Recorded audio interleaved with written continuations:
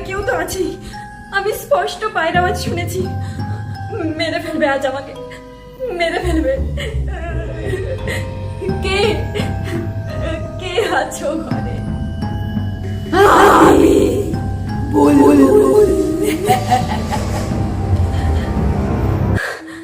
যাক বাঁচলাম।